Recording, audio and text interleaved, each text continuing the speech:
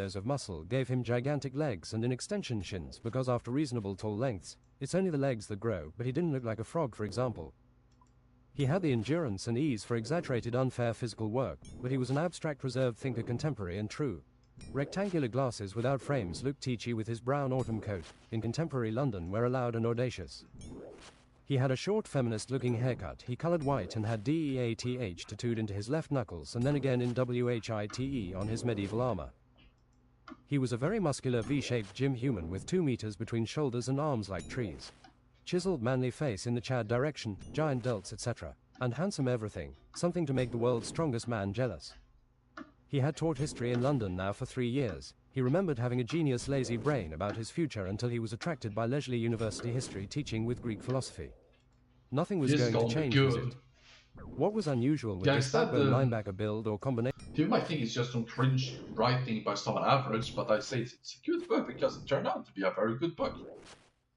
What was unusual with this backbone linebacker build or combination wasn't endurance or speed, but the clever mind indeed. Speaking and being a thinker first, a surprising gentle giant, a nerdy 140 to 150 IQ. Being strong and smart was awesome. Obviously it felt like being kindly recognized and your best theoretical version today.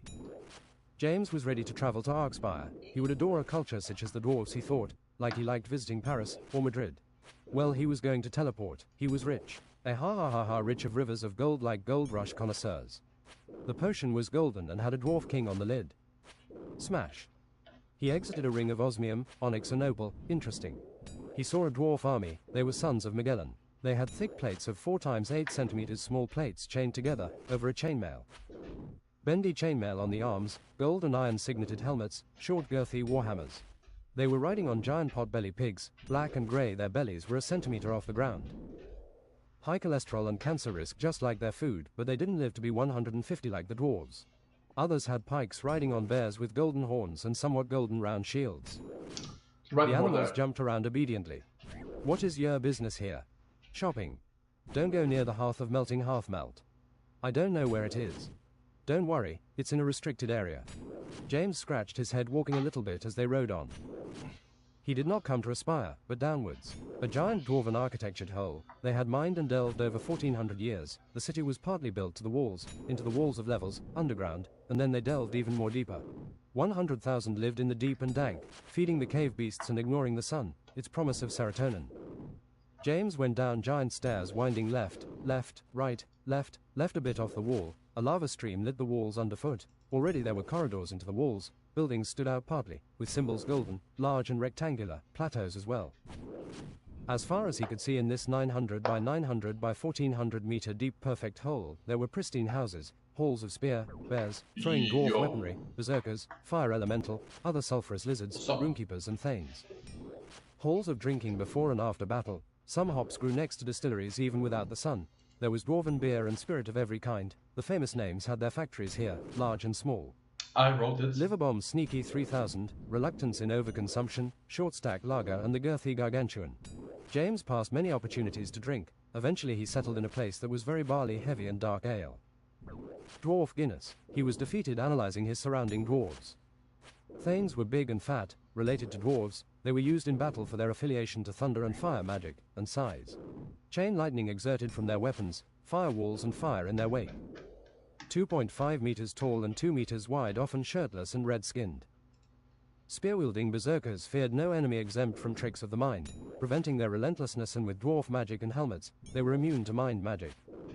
Runekeepers used ranged magic like magical cross comets, reduced their fire resistance, rune words as additional spells, fireball and conjuration magic.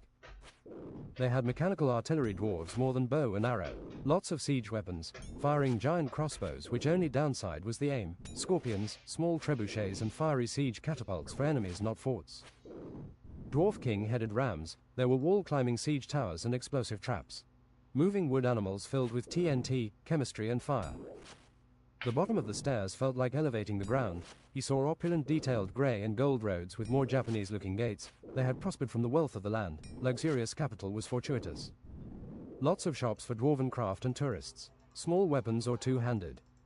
He went through wells that spiritually told of huge toad monsters and many craftsmen and armorers looking his way happily after customers for a few seconds. In the middle of the giant Chinese-looking dwarven square was a teleport hub, lodestone and 6 bending spires into a lowering of elevation. It looked melted and frozen. Wizards and elves and cosmopolitan dwarves teleported thus. Maybe it was not for outsiders like him. Stranger hospitality is never 100% like friends. But it can be easy to become one with the elusive Vikings or Valkyries or dwarves. All right, yeah, I read what you said. But it can be easy to become one with the elusive Vikings or Valkyries or dwarves. People look for a kind of belonging and loyalty, sometimes without difficult testing. But it's the kind of loyalty that requires little speaking and simple answers, doesn't it? Concerning for a penetrating thinker like James, he would have a different testing. Egregious and conscious of tricks, exerting and thorough. Sometimes thinkers can feel loyalty is done inefficiently, not because they are immoral, but there are just so many more important thinker things to do. Loyalty done inefficient is auxiliary in thinking, like teenagers' best pop broads boards. Many people had indeed counted James among the loyal, trustworthy and reliable, but he had been leisurely, as a genius waiting for something more complicated and fitting. Loyalty is easy to some and for some, but if you're not honest about the process you might be snuffed out all the same. Loyalty to friends is something more sacred for our character James, in this book. Underground where it was, more luxurious halls, large of gold and grey iron, flat cobblestone, magical lightning roaring like a fissure, a land hidden from tall onlookers. Furnace-looking lightning was actually not furnaces. They made grand gorgeous. The halls could be 100 times 100 meters large and 50 meters off the ground, most luxury. They had masted fishing in the cave systems and murk, deep-sea fishing platforms with magical merman harpoons, ballistas shooting heavy considerably ugly fish. There was sailfish of 3 kinds, fastest in the waters, delicious murk turtles, cavefish pale but nutritious and cheap. They had temples mostly golden or entire religious houses made of gold, or combinations of other precious resources, mined not far away. The richest dwarves lived in a gated community which James thought was concerning and offensive. Politically he thought, was he not fine enough to live in a gated community like them? As a bodybuilder giant like Ronnie Coleman, James bent curious heads, barely fitting or crouching in less scented capital. It seemed half of the time the architecture was big enough for other races, but at least he could be black as Vanta Black. Elves, for example, were assholes against dwarves. Ronnie Coleman made James think insane thoughts, like getting up to eat during the night, say lightweight to peanut-sized 400 kilogram squats, and that's heavyweight. Consequently, it made perfect sense. A small-town cop like him with genetics so good he won professional bodybuilding competitions without steroids was one of James' idols. He connected mind and body, lightweight and peanut. Leg pressing 650 kilograms, James could only do 2 times actually. Now there was a way of steroids and human monster without the consequences. Time to become limitless, you would live to be big, as biceps and personality. To a clerk where the miners and smithers clock into work, he asked for Albert the Starsmith. They said at the end of the Hellforge Auburn and Sky searching. James went through the mining district. It was white sleek steel around light green rooftops. They had small pits of mithril, coal, adamant, and gold, dragonbane rocks 50% black, abyss black and white emerald. Excellent weapons against vampires too, gemstones containing purple sapphire, ruby even dragon crystal, something they exported to elves so they could make crystal potions and triple potion flasks ridiculously advanced. Like a drinking horn replenishing mana that never could be fully drunk as long as there were seas. There were walls of sandstone, clay and granite, dwarves mined on ropes and stairs made in the material. They enjoyed the deep deeply over the white steel slopes. Things turned pretty damp and more dangerous in the unspoken deep, so thoroughly truly in there you found dinosaur-like creatures breathing fire and acid, like the headbutt hunk smashing its head, though pretty much no aggravation, related to goats or the presumptuous Pasape. Your mind weakened as greed filled the insane membrane, with pressure in the skull and your best sanity timer. Flowing gold, silver and platina had been found, flowing through thick. They flowed from deposit to deposit, only a few active unless collected. Routinely the dwarves switch from deposit and deposit. They had found black stone and clay golems getting upset and smashing if you mind. They looked like they had valuables deep in them, but it was just a trick.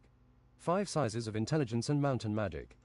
The dwarves mostly avoided him even if they could fight. Spiritual foxes could be seen entering and exiting small crevices. Aliens, some said the dwarves. He chugged his steroid potion and continued onto the wilderness mine, a coal, charcoal and onyx history. It was the lowest paid, lowest ranked mine requiring the least skill and dwarf blood. He saw some lowly black elves and clay-colored black-eared imps serving their prison sentence thus. At the end of giant forges with 6 anvils in a circle and 6 holes into the furnace, walls somewhat dividing them, he saw Albert. He was balding with a 5-knotted silver beard wide down to his belt. The 5 knots went into silver bracelets. His face looked like that of a barbarian and a Napoleon-like leader. Greetings, Master Dwarf. Greetings, Black Tower in the chessboard of triceps and steroids. I know your cousin Arnold. I'm the pretty one, and smart one, and I have a better beard. He's got a good reputation in London now, with an elf apprentice. It must be the elf who is a genius. My cousin can make some good armor, but he never understood the finer crafts, like a race car driver fully understanding physics ACHHW. I want the best gear possible. I want to make an order. I can pay 15% more for haste and maybe a dwarf telling me about this deep place. It's £4,000 per piece and weapon. You meant Fateweave shooting Maystar armor. I can make 100 orders. I ransacked the dragon's nest before the mithril dragons spit their flame. Alright, knight, I can be your smith and paid guide. Feels like I want to say I'm not greedy though. I do this for the craft mostly. Nice salary and history. Gold and arrogance has its limitations. Its power can't transcend and you keep nothing when you die. I want this 3 meters katana reinforced shooting star, full plate armor -1 arm, morning star, 2 daggers, double AXE like an S on one side, pole arms looking like this one I'm carrying. Some throwing axes. I have a shooting star double AXE lying around waiting to be bought. It increases your magic like a conduit. Same price as a regular one, expensive. I dwarf. Consider it's done already, Black Knight. What's a little hammering? I'll get on it. What's the clothing you have there? Excellent light armor, carbon fiber. An armor of the future. Can I have some? Maybe I should study it. It's about the connections of coal to coal at a very small level. Diamond has the most. There you go. You should grow a beard so people don't think you're a woman. Maybe a curly moustache. Learn some fire magic from the Thanes while you wait here. They don't feel listened to here and respect gym humans. He went through massive halls, tall to roof, far from all things inside, horizontal bridges over vertical bridges leading into more glorious halls of different elevations. He went through giant kingly forges that looked like it would be operated by giants. There were basements of basements with treasure. The closest thing was the dragon's treasure room. At the Thane quarters, which were fire and elemental lightning, there was a teal and lightning glowing spectre with circular teal stairs most merry way, then they cut off. You had to swing with a chain or grapple across to ascend high levels several times. What's up, Biggie Small Thanes? What's up, Muscle Balloon? A fire Thane with a burning hand said with an impossibly deep voice. The stairs lead to nothing. What's the point of that? He pointed. They're stairs of ascension. They tell you about evolving and clues to the next step. You can't comprehend to get further than you can. It's about not lingering with mistakes your heart regrets, I think. At the top there is turning into energy. It's not naught. My brain tickles and is elevated as I purify my past selves' mistakes of 1,000 generations samurai. Negative moral stubbornness keeps us still because ascension is about understanding emotion in the set of strengths, experiences and shortcomings we are born with. Not being the most clever scientist. Understand and accept how the circumstances are fine, and your place. Figure it out before you die, Mr. Muscle. Not necessary the toilet cleanser. Fate is something based in concrete birth predisposition, I say as well. Enough strength, brains or speeds carves the unusual way of fate. Like zigzagging through danger. If you munger your brain and biceps you can alter your fate. Why don't you feel listened to, Thanes? Our culture is thus. Peace in lack of war, art and culture in dwarf holes, disrespected as brutal by elves and barbarians, but we are no more killing than humans or savage as omnivores. Who are we to care for when we bludgeon and languish? There is war every time peace fails. There is cunning, brawn and brain. Atrocities fit in war. We can't control every Thane. You want us on your side through as diplomacy fails. The diplomacy climate is sour half the time anyway. I want to learn your special magic. We teach thunder magic as well. You're like us, so no charge this time, Jim Human. At the Thane's shooting range there were furnaces making rock glow and anvils, a very furnace feeling overall. Like inside a short-tempered volcano. The Fire Thanes had white ponytails and wizard beards. The Thunder Thanes had shorter beards, blonde and light blue glowing eyes like smoking teal. This fire plume is close and is earth magic. Do you have the earth magic experience required? Eld Clot, you put your fist into the ground. Think about earth channeling, use an earthquake technique, say it. Eld Clot, follow through the earth and boom. A deadly fire plume erupts where you aimed. With Toadsburg's strenuous training he learned this, but aiming took a lot of concentration like holding onto a wild leash. It is high damage, high mana cost. We usually engage after one ranged strike.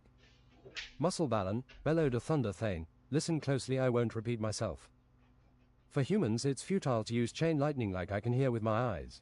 Enchant your battle axe permanently with chain lightning using a topaz or sapphire, use little mana to chain strike. Make your gem burst one time into devastating red-white thunder like Zeus' fingers. What are those weapons you have there? Naganatas, a curved blade on a spear is excellent. Bigger pointy end. Ask the dwarves if you want to buy one. What's that book on the pedestal? It's an unreading book, read it to lose a skill at random. Takes a long time really makes you think about not reading it. I'm not tempted I think, what about that one next to it on the next pedestal? Don't read it, it's the book that instantly kills you in 40 minutes. That's how long it takes to read it. So 40 minutes after I start reading it. No, you can stop at any time. Anything else? These are some glasses that do not increase your vision, but makes you look blurry to everyone else. He did ask Albert to make a Naginata, but he was more concerned getting access to the bottom capital lodestone. There turned out to be 3 things he could do: prove loyal with enough time, pay enough, 1,000 new dwarven coins, or win a 1 versus 1 versus an Arcspire military dwarf. This afternoon he could, an entertaining ring match versus a Blackguard dwarf. It was a small arena with open corridors and fine architecture like spires and Japanese-looking wood. It was dank, maybe hard to breathe, claustrophobic. It was a standard match. The dwarf threw axes, James clad himself absolutely. He was ferocious with battle axes. James honored the 1 versus 1 with an axe and warhammer. They swung, sidestepped and parried, danced defensively and struck patiently. James threw an axe that the dwarf headbutted. His warhammer he charged fire and impact magic into, gleaming, glorious, glowing molten. The dwarf went ferocious to end the game, but as James' muscles grew ever larger and the arena was set on fire with the immolation aura, the dwarf started to run for it. He's an expert. This isn't standard to expectation. James shot his warhammer like a railgun and it easily knocked the dwarf around and gobsmacked him unconscious after doing some laps like a ballerina. They gave him a port key that was like a keychain that distorted time and space. It bent into nothingness at the right angle and fit 100 keys being pulled and rung right. If opened inwards, it would double in size, revealing more and then more. Heavy with the chains as a silent, proud dwarf lady fit the opal key into the right place. The opal Arcspire stone is a double portkey. The other side, when you twist 2 turns and push in, leads to the barbarian cosmopolitan city reincarnation. Teleport thus. Our muscly man entered a wooden village with many elevations and a market with a tiny river canals flowing through, small enough not to wet your feet if you walked. The barbarians were wide, the women looked like men and the men too. Ponytails, pigtails, Viking helms, round shields, brown, black, white leather and fur. Blonde and ginger but not feminine and round, maybe like where he came from. He popped into a longhouse with antlers of every kind. You look like one of us, where do you hail? Said a ginger barbarian with cloven beard, accented Irish. No, I just like lifting heavy weight, London mercenary and adventurer. Tell me about barbarians, I'm also a historian.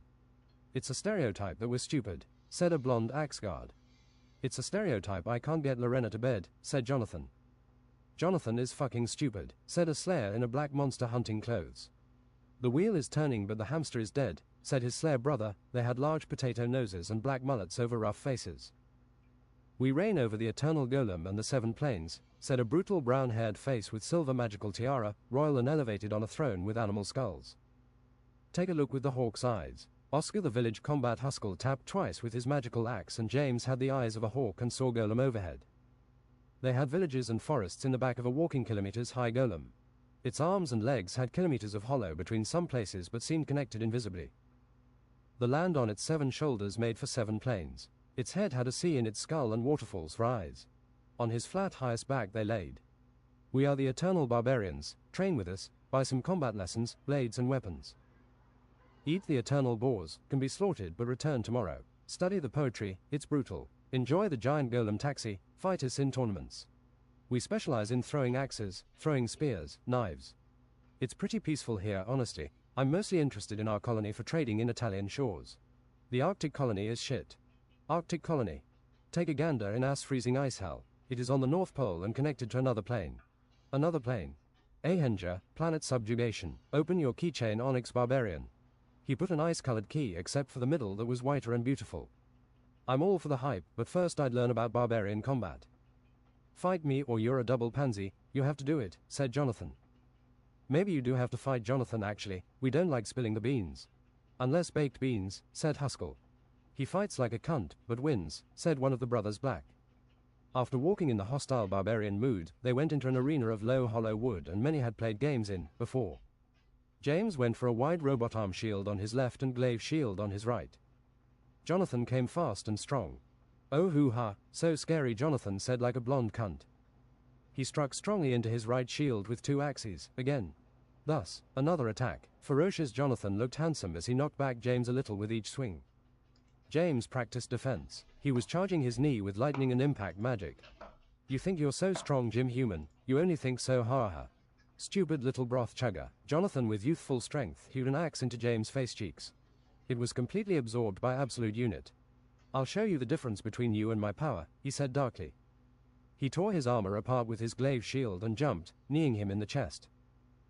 The lightning stunned his body a second, then he flew like he was hit by a star, 50 meters per second east. His body smoked black and his consciousness was faint. Nice one shot in it, said the Black brothers about the same time.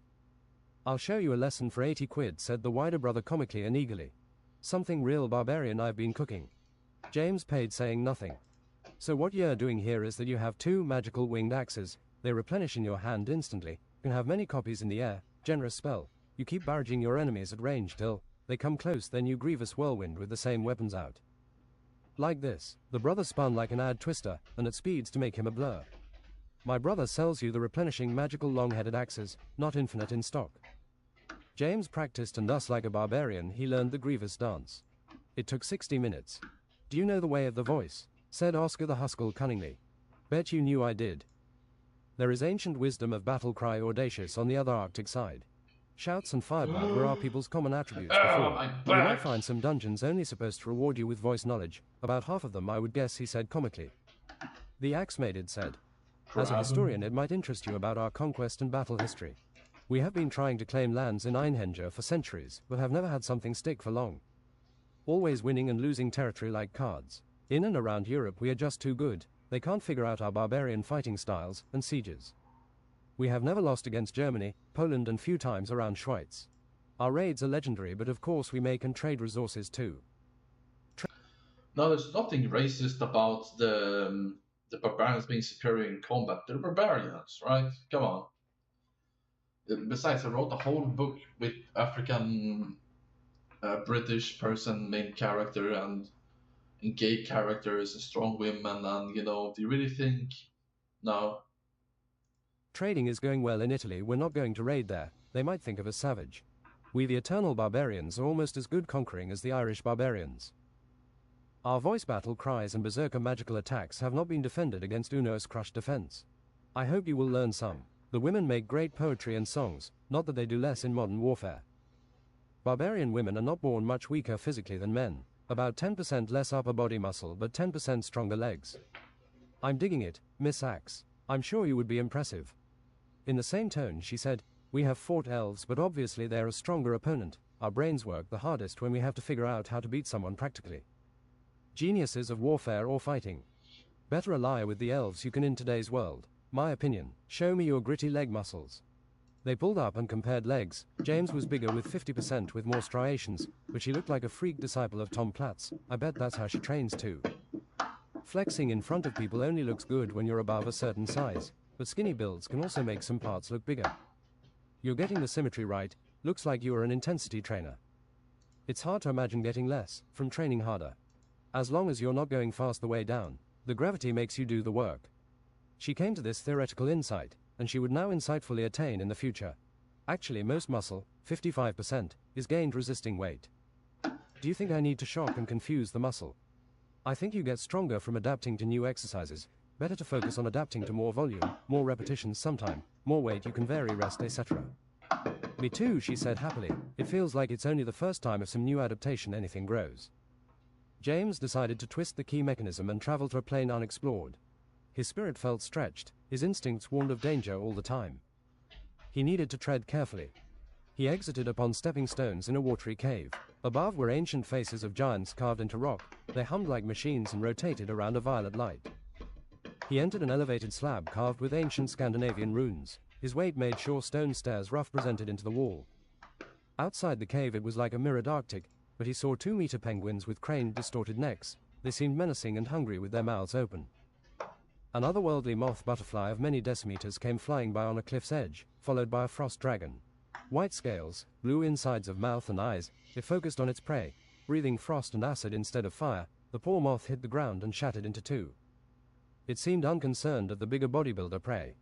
James laid on his stomach and used fire magic like an engine. From his feet shot fire and he skimmed across the snow, a machine penguin or motorboat across the water. Maybe he should have gotten a sleigh. After 40 minutes he came across a small village hid and protected by mountains. He shot through the snow and entered two guards erecting in the fray like he had been using tricks on a skateboard. They had several layers of fur and round shield. Barbarians EEH.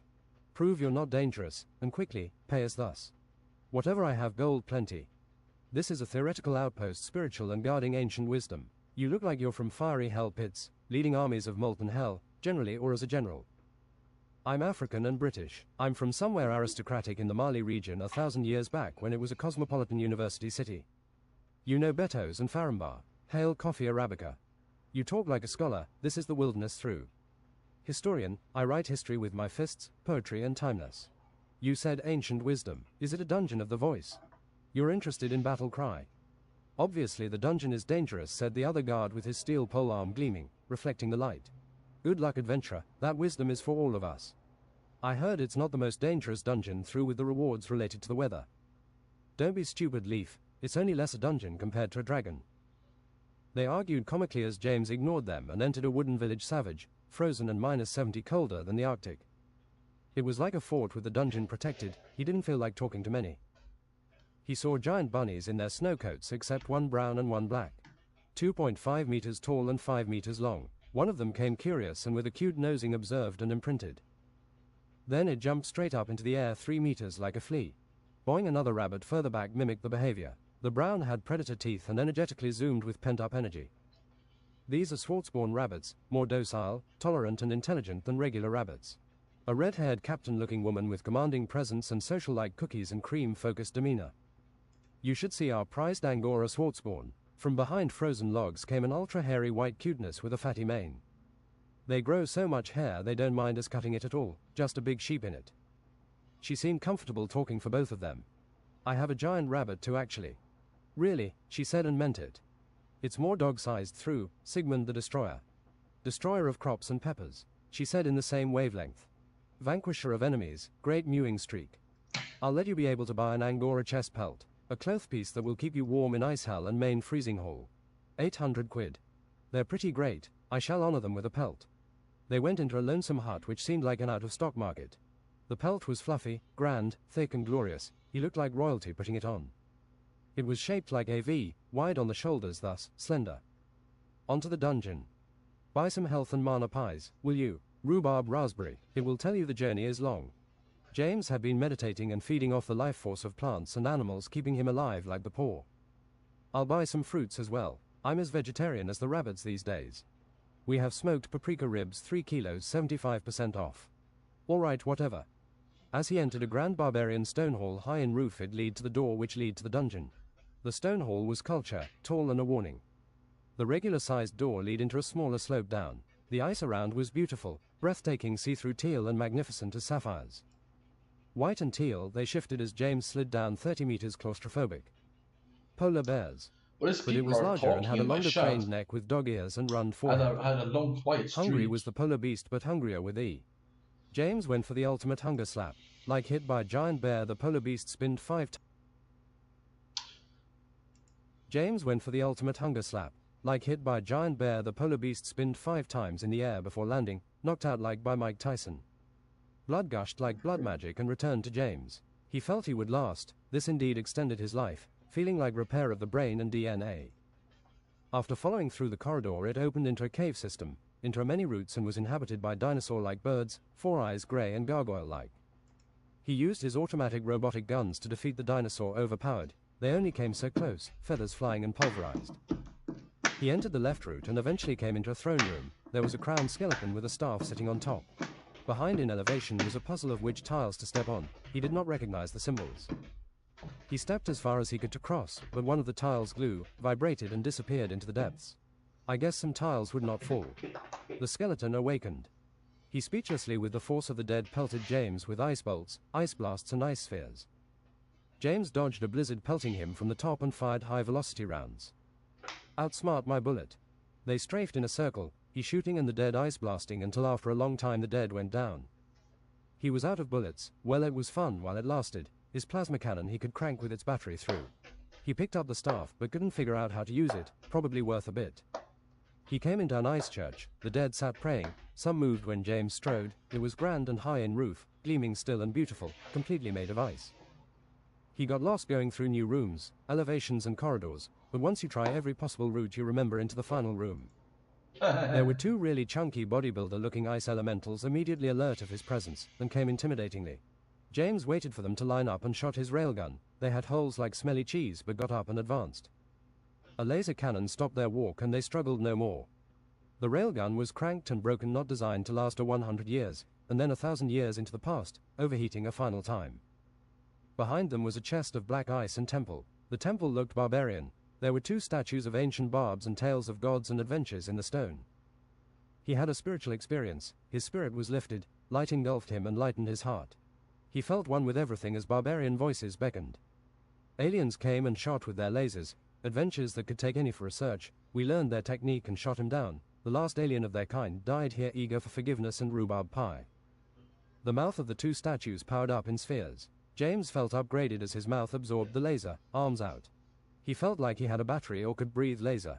Shoot lightning like a robot sentinel, protect us all. James tried shooting laser. His eyes glowed blue and sphere charged in his mouth. Like looking into Anubis' gaze from the front, he railgunned from his mouth and explosively into the wall. He felt a cooldown charging and it was long. The chest held ingots of Fateweave shooting Maystar, a magical jade snake ready to pounce in a large mana vial. He exited through another slope. He came onto a cliffside with a camp and a barbarian. I am Yak Chai, the Wolfliller. I battle all the remnants of the ancient cake and take their stuff. I am the smartest INTJ personality type. Oh, you're smart then, piercingly forever thus. No, I am as dumb as 7 idiots. Duel me or you don't deserve your stuff. James unleashed his pole arm like a samurai unsheathing. Yak Chai didn't block it. He came ferocious with his axes. Let me ask you a question. But after James repositioned maximum range, there was no getting through. James got many stabs in, then knocked him unconscious with his flat pole arm side. It sounded like a gong and vibrated a long time. His camp had stew and hut and fire, but not much else. James shot down the slopes, fiery back to the frozen village. The village was right under the northern lights, although the way back was confusing enough. He inspected the rest of the village and came onto a general store. For 1,000 quid the owner would mark the nearby dungeons and territory as knowledge of a raven flying overhead into his brain. I'll tell you something people do on Ahenja. They use these explosive hamsters as ammunition with ranged weapons, or just throw them. You got these green, black and red. Red is the most explosive. It's like a house removal or for a really bad zit. They're pretty cute, great plumage. They explode if you touch them, so people figured out you throw them. I'll take 3 red. I don't know how they exchanged coin and the hamsters. One rare item a traveler presented was Thor's own wife's coffee grinder. No matter how little coffee beans you put in and grinded, there would always be lots of coffee left. Thor, you know, has 3 boars that replenish the next day after you slaughter them. Eternal glory. The weather turned pretty harsh actually on a dime. James could not see nor move nor think, consumed by the blizzard. The extremes was something to get used to here. It felt as normal as Saturn. He kept heating himself from the inside. His absolute unit had turned really quite red, but with his new Angora pelt he could reach sufficient temperatures. James put in maximum thrust from his fire feet and he blazed like a machine unto the amnesia on the ruins, Erdur. The slopes into the ruins were without stairs, so he rounded a... Warning, horror part of my book is a little bit scary. The slopes into the ruins were without stairs, so he rounded them up. Bandits waited for him. These ruins take a toll on you, said a rogue in a face mask. James shot up into a fiery sky and slammed the ground molten. The impact deafened and fire pushed the bandits all away in different directions, eventually off the mountain. Except for one. Lucky, both my bracelets protect against fire. Brown hood, red face mask, 2 machetes. James engulfed her with fire, and as she was busy, James charged his voice into a railgun. If you give me your stuff, I'll let you live, idiot. You can't defeat me with magic. I am the anti-mage Crimson. James' mouth stood agape like he could not chew. The laser went through her chest. She was drained of her confidence and life as a half-diameter hole absorbed the snow on the ground with thick blood. Looks like she robbed some people. James weighed her purse and found 2 small diamond rings. There seems to be potions of sharpness and clarity, but they don't help on university tests. James was already getting delusions of someone with his face to chest slit following him half dead. But just for a moment. He figured the reward must be great and he found the door inside the ruins. His sanity flickered as he passed through a barrier through the door. A trap barrier. The first room was easy navigation on tiles, remembering left and right and remembering which arrows were true. It must be difficult on the way back. In the second room he had an attack. It was as if someone had stabbed him and pushed him down. His vision was dark and weak, and he had insane thoughts, psychotic. After downing the vial of clarity, he felt normal and as if a dark presence was uninterested in him again. In room 2 there were 3 black elves. They said, "You can sacrifice some strength and wisdom here to make it easier later. You can sacrifice some IQ and posture here to make it easier later. You can sacrifice some defense and speed here to make it easier later. No, I want my suffering raw, thanks." The third elf looked at his royal pelt. "Here's a heads up, Blackness. If you lose your mind, the dead with slit chests, faces will become real and attack you. They exist as long as you have seen them and mirror your endurance. Why don't you just tell me an easy way through this and I'll pay you with diamonds?" "Show diamonds." James curdled diamonds like dice. "For diamond sacrifice, I shall show you the back elf doors." They went above and under horrible rooms, held to the sides of walls high into black doors that went like an abstract maze painting. "Down here, just 2 fights and you shall have cleared the dungeon." James jumped into the door and on down into a corridor. Behind him were 3 corridors that asked, "Which is real?" He slid down a slope into an icy metal room with a sphinx. "Nice cattail there, lady. I am the Plague Angel Pestilence. I may decimate your world if you ask. I must pass. As a sphinx, you know there is only one answer correct to my question, or I will punish you. I can mirror strength or make you fight yourself. Don't take the fighting route," she said in the stupid voice of those taking it.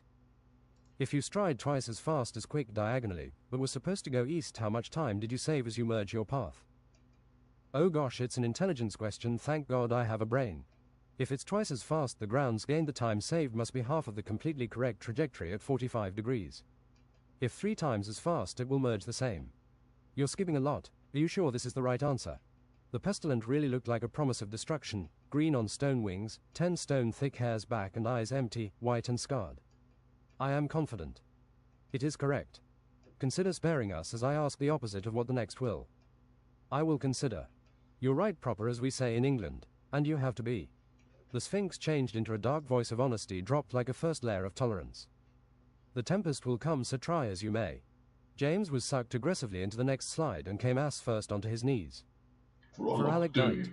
A red bald orc with steel teeth, chiseled exterior and huge armor came aggressively charging. Before James could think, he was grappled around the waist and savaged into the wall. James smacked him so hard with his long forearm he was stunned, and James grabbed him around the waist, did a rocket boost with his 5 feet into a 180-degree arch, landing on the orc's head. Revenge. The orc hewed an axe into hither direction, but James backed away, then double-kicked him in the face in a spinning jump. Before the orc could stabilize, he drop-kicked him in the chest for Thunder God Brega. The room was different elevations of steel and ice, making for a good chasing hit and tag room, James thought after seeing it professionally. The orc Steelface II came charging with a spear. James put his sideways foot above it into the ground and kicked him with Stylo's arcane shockwaves. It broke his steel teeth. James started pelting Steelface with throwing weapons to the grievously whirlwind. "Get that barbarian garbage out of here." He imbibed a Colossus strength potion, making sure he would win any exchange. "Fine." James pulled his katana, elongating it with red-black lightning. First he sliced off his hand, then spun and sliced off his forearm. Steroid Hurricane. AARRG, he squirted blood into James' eyes, then made a strike James was happy to have dodged. James sliced him twice in the stomach with his range, and then with speed technique sliced through his axe and upper body, leaving 2 Steelface. "You expect me to die? I expect you to talk annoyingly. This knowledge from the ancient barbs won't be what you expect." From the barbarian temple back again emanated voices and colors. "You shall see the world with the wisdom of 10,000 lives." An old white double-chinned barbarian, ancient old, spoke through his face wrinkles yet bodybuilder chest. "You shall travel on the path of the wise. Ancient will be your speech, spiritual your life. You shall not miss an event or make mistakes that need much correction. Evolve and turn into peaceful, pure, pristine energy. You have been given the most important help of all, and when energy, you will also be allowed a new luxury purpose if not learned enough." James interpreted spiritual action outside easily, loudly, as if there were giant bunnies. As James exited the room, he came onto a giant slope. It was wide and with unfathomable depth below. He slid like with fire magic and steered with his metallic weapons. The slopes went in circles down and into corridors of the wall. Shorter, more dangerous directions were presented. James realized late that he needed speed to cross the last segment, to fly to the exit. He slid as a penguin, explosive, and flailed around in the air. 30 meters. Barely he reached the end, nailing the katana into the ice cliff with the exit. Outside there were indeed giant bunnies. "I empower you, rabbits. Use your hoppity legs thus." A band of giant rabbits had been fighting crane-necked polar bears. A bear jumped, clawing a poor fluffy bunny. The bunny jumped too and kicked the bear in the chest, with impact magic and a bang, thus the bear flew far. Bunnies sometimes jump kick even in real life. The bunnies came onto James, licking, smelling and inspecting. 10 bunnies were carrying a sleigh with a man and a ton of stuff. Giant rabbits. A covered traveler came and shook his hand. They only take for those attuned to nature. I'm Benny, merchant and attorney. They only drink the finest brandy or maybe some higher alcohol, wizard's misspelling, if really thirsty. The cloak revealed a blue body with shining light blue eyes, shining of a lighter color, hieroglyphs on his forehead. I come from the ruins. This dungeon gave me the most important thing I didn't know I needed. I feel wise like a guided spirit. I see them eat hamburgers sometimes also, but not other meats. Strange credulity. I feel like I can relate to being a giant bunny somehow. You can ride the sleigh or a bunny formidable. I'm going to Solga Docks. You know, the biggest city to the Arctic Sea of the Einhenja North Pole. James mounted a bunny and held into its sleigh leather contraption. The bunnies went off like a rocket. WOOHOOO, this is awesome. Later entering Solga Docks. I got to get myself a ride like this. Look inside the docks in it, said the nice merchant. Looks like the ice melted here, into sea. The city was snowy and frozen, many red and green wooden buildings and massive icy rebreaker ships of almost every color. Parts of the city were only accessible by boat, some water streets were small, some large, some islands. He could see the mount shop from the icy gates. Indeed, they had giant bunnies and compact mammoths, giant curve-horned yaks and white gorilla steroid yetis pulling with giant steps. A bunny-eared elf with a lisp offered a spell that lets you talk to animals somewhat well but drained your mana a lot, and a blizzard's bite spell that cooled down bunnies in warmer climates. But they're cool about the winter. No, everyone freezes here. Every animal in snowstorms realizes eventually that this place is just awful and pointless, so they seek out warmer climates. Especially the yaks. James bought the lot, bunny food, and one bunny, thus went to choose one outside. Who wants to travel around the world, he said. Some bunnies jumped close. Is it safe? That isn't safe, they said. As he touched a white bunny with a bit of a mane of fat looking royal, it jumped 3 meters into the air. Pick me, I don't mind traveling and it never goes as planned anyway. Let's be friends, said James and gave some giant peppers, blackcurrant pie and cowberry redcurrant pie. Goodbye, gang, said the bunny. Due to the spell, the voice was heard inside his head. He felt an urgency in the voice, a bunny urgency to be alert and safe. Like stress to be afraid. He guided the bunny in leather straps. Did you know I'm a very smart human? Super smart, top 0.1%. James said randomly. Wow, said the bunny, I am very hungry. I want one more pepper. James agreed reasonably and pat his head. I had actually a rabbit before we got separated by a spell. A tiny cousin rabbit, white like myself. Dog-sized rabbit, brown and tolerant, interested in the new and other animals. I don't mind many things, being so strong and big. With me you can feel safe. The best thing I know is to feel safe and not have to think about being eaten and blood. The bunny James thought was complicated, vulnerable yet valuable, and something of an attorney personality. I wish I could fly, said the bunny, like a bunny and unrealistic. You can fly in your dreams, means your spirit is lifted. Where I come from we have a saying, multiply like rabbits. I am not very good at math. What do you think of these tomatoes? Should I buy these? The bunny ate the tomatoes. He was red like blood around his face. Service fee, maybe I'm a killer rabbit. Maybe you shoot lasers, said James. He hopped around on the rabbit and visited the library of Solga. It was grand, of several stories and winding staircases. Gold and silver staircases, the railings. He remarked history and philosophy, culture of their sea trade and University of Magic. He read some philosophy in a book about not acting and not taking part to not suffer, but thought it was about not living. Avoiding suffering through philosophical isn't always the ultimate goal or practical, but James would be stimulated in the future figuring out how to stop it. You can always stop suffering by changing your perspective, said James to the giant bunny face, solid and speechless like a rock, mind over matter. Even the worst things you can give a purpose. You can also be conscious about suffering until it ends. They rode on to the university. It was dark blue and looked like made of ice. It was built in many six-pointed ice crystals. I invented the 6-point goat, argued one wizard. What have you unleashed? Argued the other. What's a 6-point goat? Said James. This mangy wizard here invented a goat with an explosive ramming. It can destroy the entire block. I agree with the mangy wizard. He invented it. It will destroy the entire block.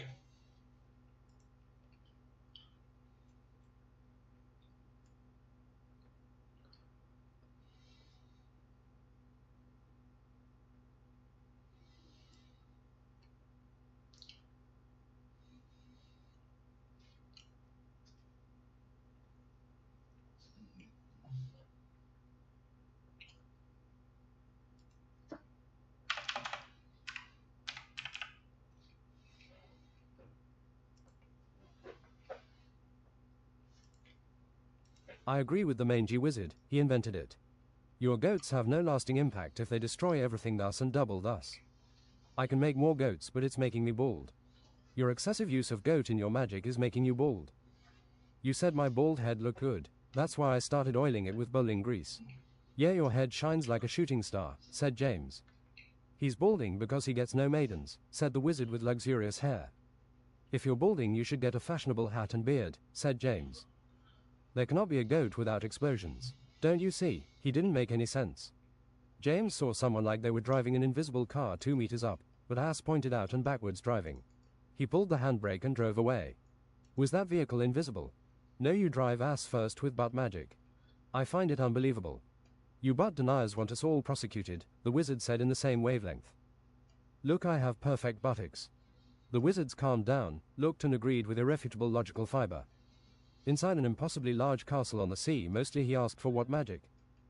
There is conjuration, butt magic, water, air, earth, fire, necromancy, summon alive, summon undead, impact, blood, healing. It's all boring reading, mana increasing rituals and lessons. Said an old monotone bored ugly clerk with a wide luxury desk. Butt magic, do you teach one of the unholy strikes here? No one has applied or succeeded in that butt magic for 200 years. No one should be that powerful in my opinion. I can fart my rabbit out of the room if I eat whey protein powder. Potential, that is, but I wasn't finished. We also have holy and questionably unholy and defense against unholy and dark magic.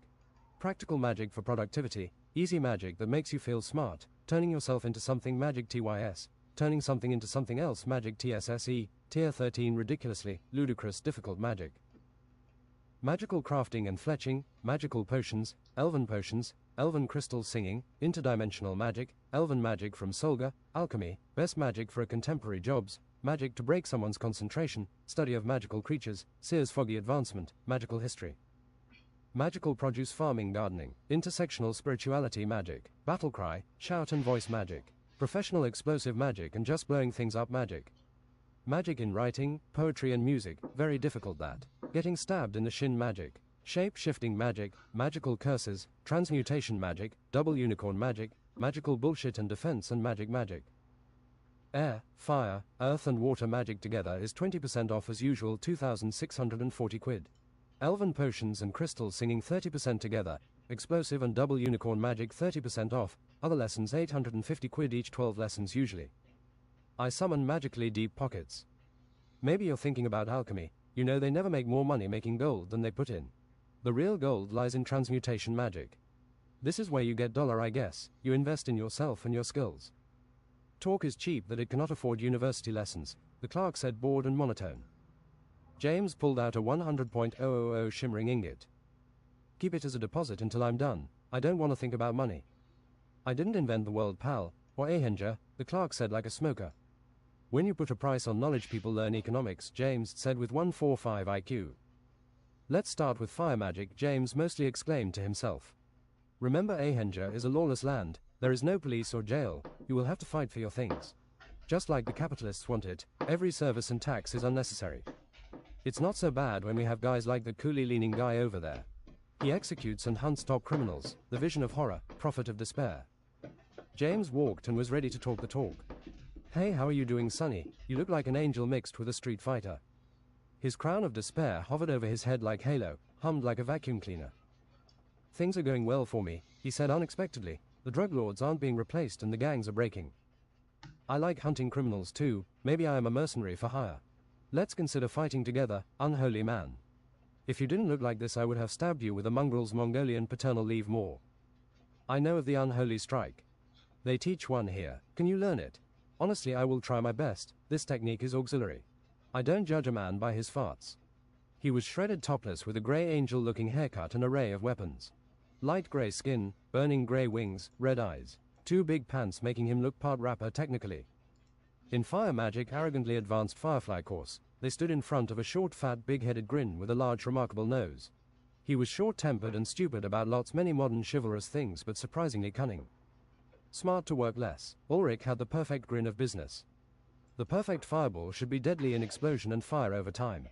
Practice with me until it changes color. Eat these capsaicin pills. If you snort them they can get rid of migraines.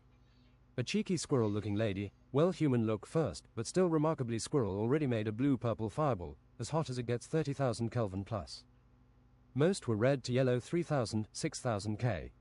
James tried and tried getting his fireballs white 10,000 K. If he didn't do it now he would before fire lessons were over. You need to be like the blackest, most smoldering lava lake, Squirrel said. James was conjuring hotter fireballs, maybe he thought. Good job, student, said Ulrich from beneath, hot like a pie oven. James felt full of power, compliments and spirit overtaken in almost not his control. He glued genius orange body and eyes and unleashed lightning white red strange and thick. The dummy melted and happily returned. Wow, this is quark gluon plasma, 150,000 Kelvin. Another form of fire class, I must tell the principal. Turns out James could channel fire and power like a particle accelerator experiment. Now to figure out how to do it again. Chaos and random was at the tip of his fingers. James met a superhero for the first time, Pigeon Man. I was born to fight crime in this lawless land, tooth and claw. You have superpowers, James said fair. I have wings, I can fly. He flapped his wings. Yeah, you really look like a pigeon. I also make beer. He put his foot on a bag of barley, drink pigeon. Chapter 4 Beget, Begot, Beget. In the stabbing magic class James followed the 5 piercing truths and from a magical half-breed elf mercenary. He did more than shank, he believed in the book of stabbing. Stabbing into someone's liver is something to consider because... Crash, asterisk, the window broke. A French assassin stood bent upon the window's lit. He was smoking unfiltered primitive cigarettes, wore a black suit and his face looked very rugged and attractive to women with thick brown hair. Which one is James? Could be me, said a fat kid with a dragon t-shirt. No, it's me, said James. I'm sorry someone sent me to kill you. I'm thinking about the money already, he said too honestly in a thick French accent. He pulled a baguette out of his belt and whacked it menacingly. Firm hand, strong baguette. Take it outside, James, don't kill my new cactus, said the teacher Cerveza Crystal. James jumped into him and out the window 2 stories below and landed on the Frenchman. You're lucky you landed on me, he said like he was talking to someone stupid. They spun and wrestled with daggers until the Frenchman threw him upright. Aromatic chocolate bombs. The assassin threw pano chocolate that exploded, removing James' eyebrows. James only had a throwing hammer rebound with him. They screamed and went clashing epically. What would he do with a baguette despite being delicious? They collided, Warhammer and baguette clad in absolute unit, so the baguette was hard as any steel, acting like a cudgel of winding steel drive. The assassin with the same position struck him, moving through gliding with arrogant power. In 1 second James was flying, thus surprisingly like he was outschooled. But we'll see, it's just the start of the fight, writer's edit. James turned and shot his plasma cannon, but the assassin was fast enough for his neck. He puffed smoke behind him, thus. I need to stop smoking. It's making me nauseous and sick, thin and weak like a French sardine in coffee mixer. Your hair is on fire. The Frenchman applied more Dapadan gel to his hair, creating a smoky smell and putting out the fire. Your baguette has reached its length. And it will be bad for you, baguette length termination. He made a devastating explosive punch that spawned 100 baguettes like a fountain in the punch direction. And Baguette Glacier Arnaud summoned a 10 by 10 meter quarter baguette that knocked him away. His baguette elongated into a 2 meter long rye baton. Tomato barbecue baguette is a lie. He twacked in an assault, one end at a time, gracious and dancing Frenchly and quite aggressively. Tomato barbecue baguette is supposed to be a one-time new experience, that's why it's so salty. James deflected with truth, strafing back, sacrificing position for defense. Imaginary baguette, sparkling baguette, shadow baguette. James was completely busy defending the assault. Usually attacks bounced off him like he had a power belly. Paris baguette. The Frenchman power.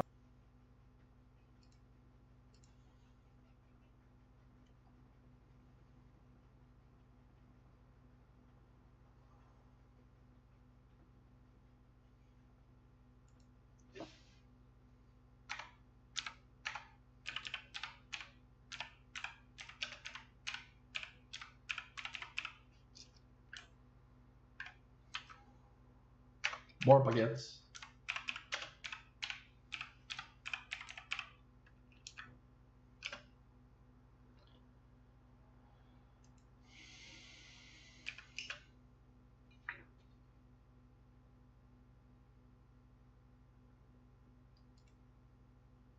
Paris baguette. The Frenchman power twacked, echoing, knocking James back 8 meters like hit by a thundermaul. James was wondering, what was he doing on his back, having dug up the ground? James threw a circular hammer, but he blocked with a raspberry tart. Arnaud threw a fast to rise baguette, but James caught it. Mockingly he ripped a bit and put into his mouth. C4 baguette. James' face exploded. James wasn't pleased, and when he got his hammer again he threw it like a Sioux, mal-hungry, into his chest. The Frenchman landed on his buttocks and his cigarette flew. You don't need that. I should not smoke at work, he said, generously accented. French steroid and Olympic dominator, la roule. His arms got bigger and light red with bloodfire. He came expecting James to face it. Hunger slap, ravenous hunger. James slapped him like a bear and outranged him. It beat his attack, knocking him 3 meters left at a sharp angle like getting hit by a London double-decker. James uprooted the only tree nearby and swung against his double baguette. It was an even match. Blows were parried skillfully, minding footwork and by-the-book baguette defense. The Frenchman had rhythm and danced the dance of baguettes. Die, Mr. Norwegian or whatever, silly man, don't make blow this place away. And I want your robot arm that looks really cool.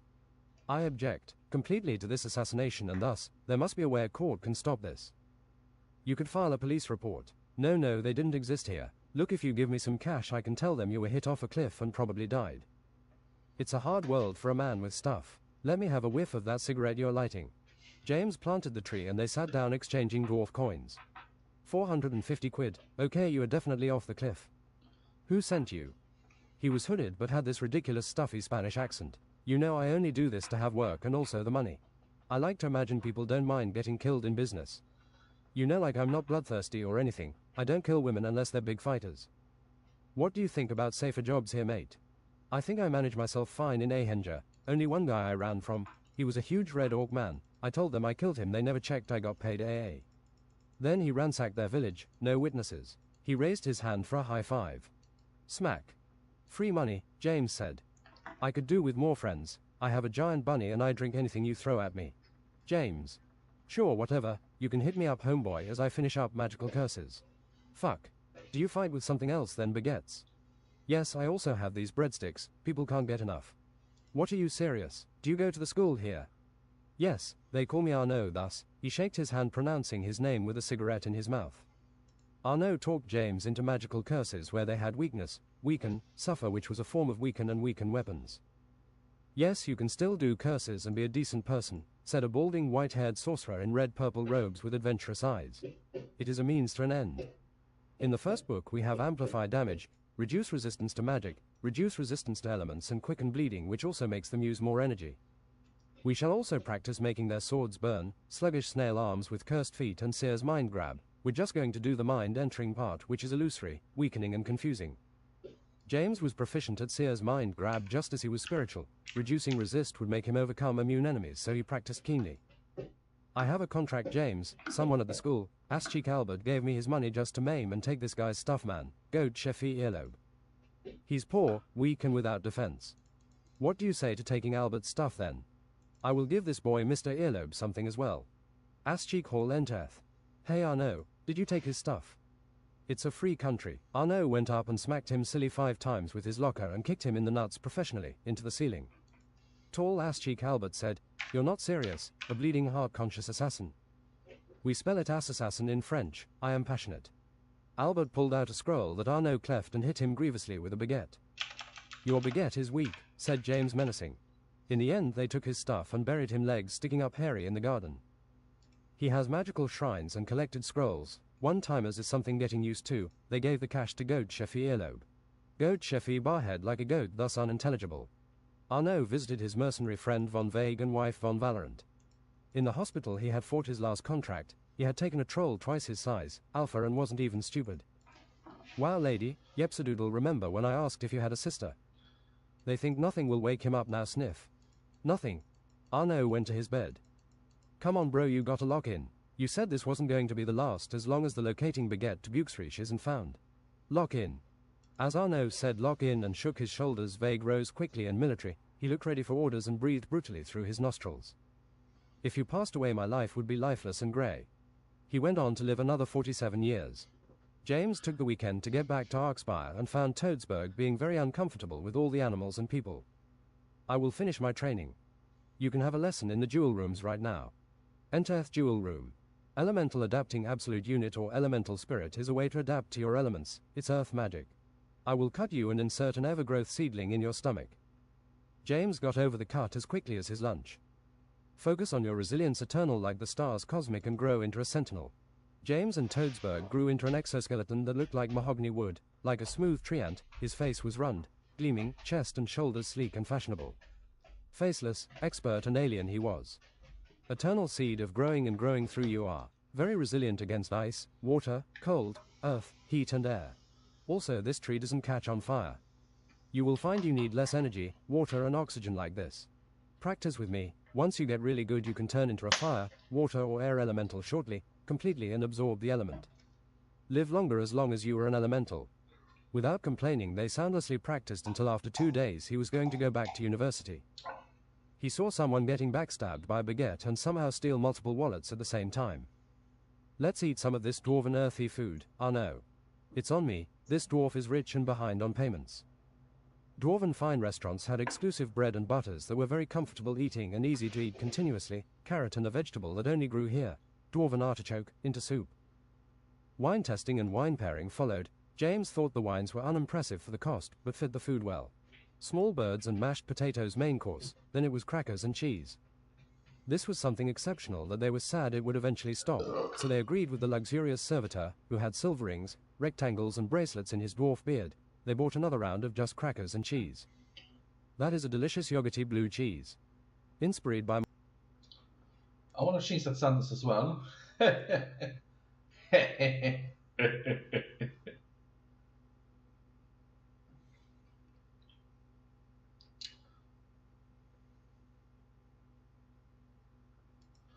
Who had the most luxurious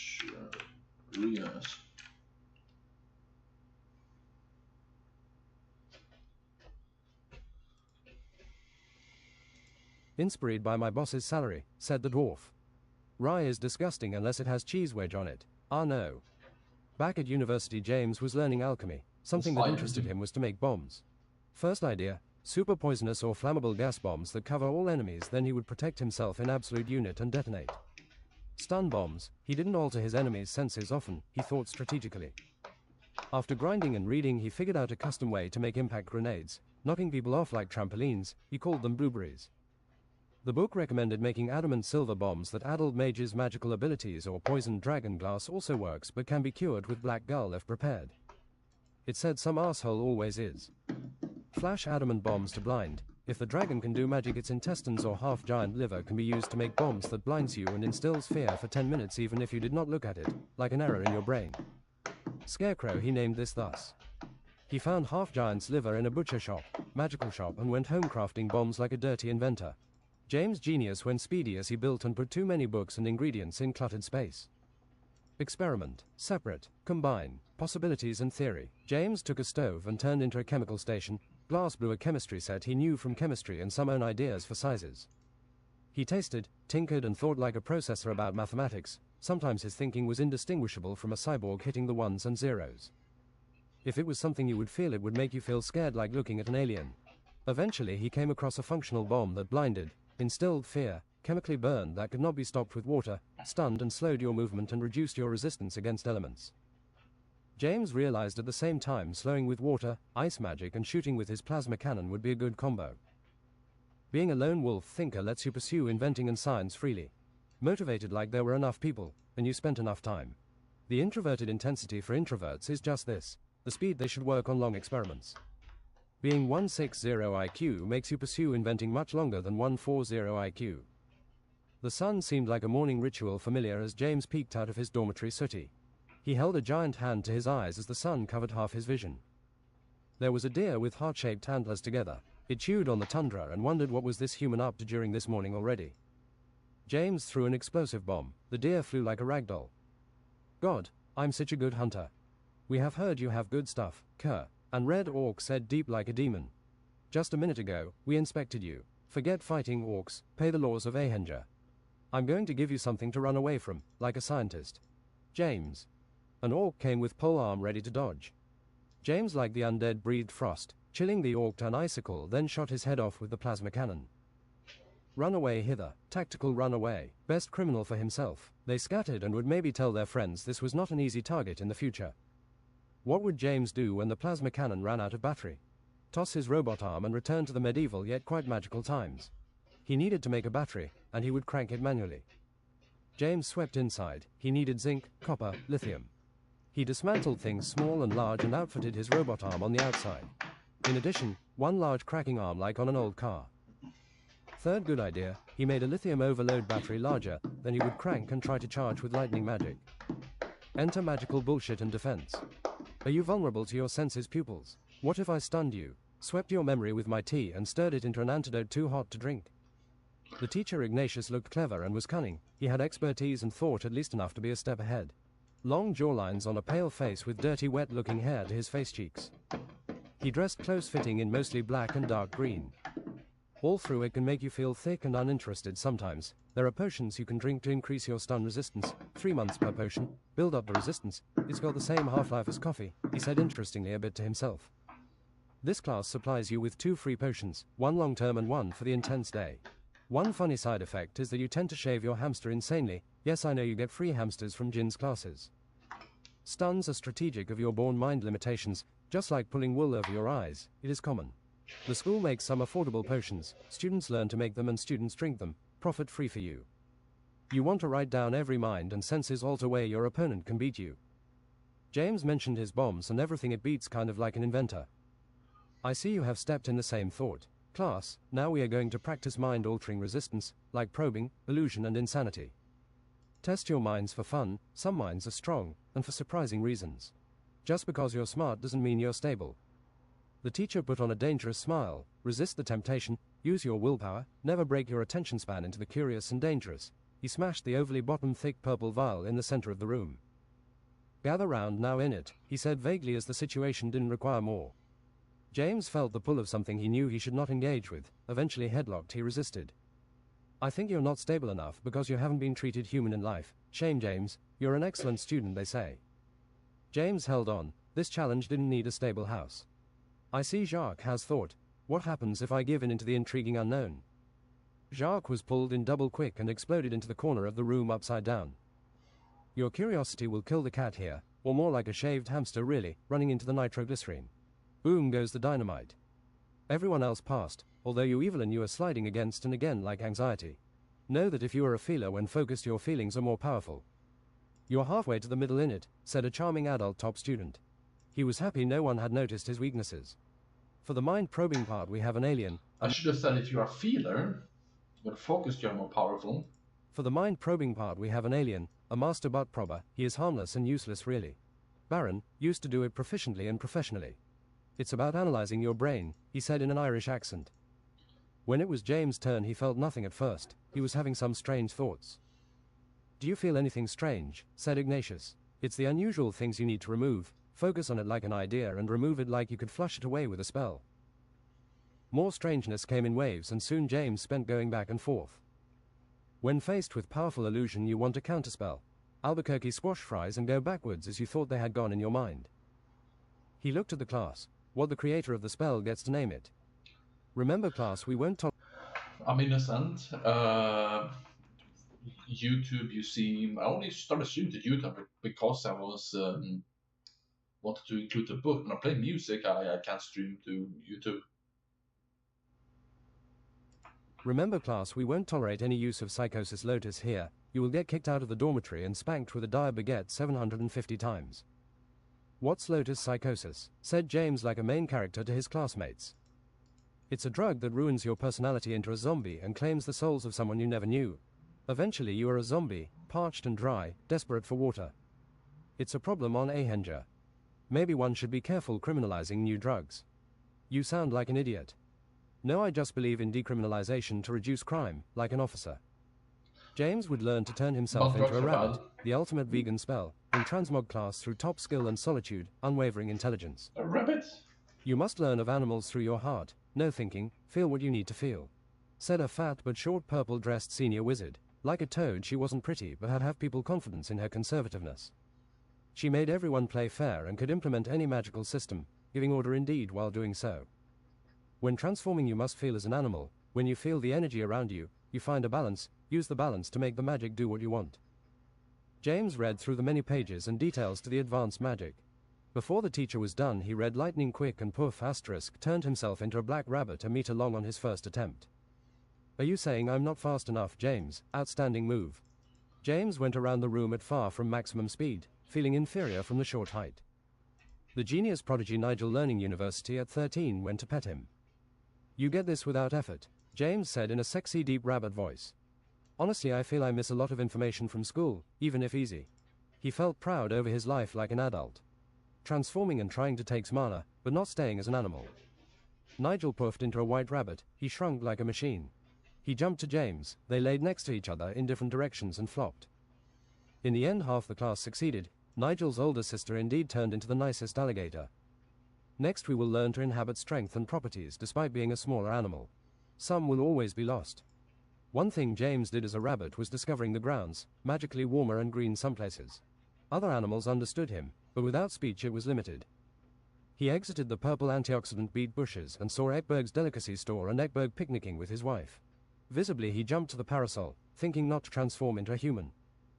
Wow, what a big cute rabbit, said Ekberg. He was baldening but still had a thick grey moustache down to his chin 2 ways and the energy of his 50s. James flopped, breathed quickly through his nose. Do you want some of these dark chocolate-covered marshmallows with frozen raspberries? They're out of our stock now. Om nom nom. James thought it would be funny to jump over their stomach again, and it was very bunny-like. We're drinking some celebrity-sweetened and aroma-infused wine. James popped into bodybuilding form, wearing an forearmless black and 20% white suit, striped and striped shirt, and logically matching pants. Do you have any port? Berkeley hamster, you like bodybuilding? I can barely use the dwarven exercise machine my wife bought for me. You should train your entire body at once in it, she said, making you expect her to say anything more. Those machines are pretty boring, honesty, James said unexpectedly and kind of like wheezing. Sorry, I thought you were a stupid rabbit, said the wifey vaguely. I have port fitting of Port Salut, he said and expertly exited. Our income is so erratic owning a shop, but we get a consistent amount of wizards. Looks like you're the closest to the university. Enter Port Edo 1104 with 2 expensive wine glasses and slices of cheese. I can thank you by inspecting your shop maybe. Do you have any stunning, mind-blowing cheese? I don't have any fat percentages, but I'm a gourmand. A gourmand makes you unhappy most of the time. You're looking for new things. You don't have to, but sure, Mr. Student. James left buying 6 boxes of marshmallow dark chocolate 70% off and a half wheel of green pesto peanut black olive cheese that flavor-wise actually made complete sense. As James left in the university horizon, the man exclaimed to his wife, "That boy is crazy for buying half a wheel of cheese. What is he going to do with that?" It was a big half wheel. How much money did you make? Even in the night, James explored vegetation and other animals. Other rabbits were friendly and could have been other students. Enter magical history. James sat down with wizards and creatures of every kind of ear, nose and color. The first dwarf was Magellan Blackbane. He was short, shorter than short, with a flat head and cloven black beard that was long enough to go to his knees, then braided into the 2 cloven beards back again, in circles. His warhammer was like a smith's hammer and hair forever baldening, but he... whatever, that's enough. Ba ba ba ba ba ba ba ba ba ba ba ba ba ba ba ba ba.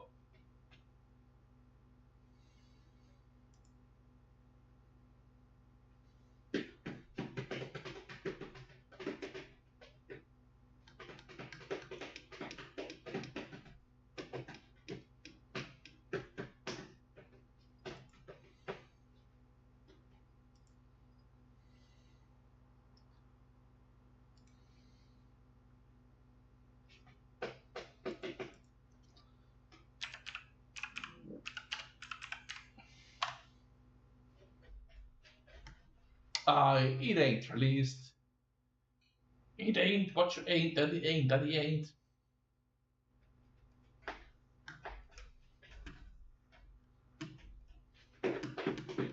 And they said it wouldn't be any more Heroes Might Magic games, because they did really stupid last 2 games and was successful.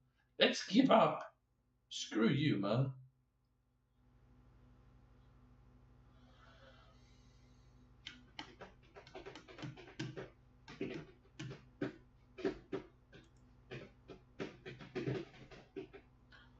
Alright.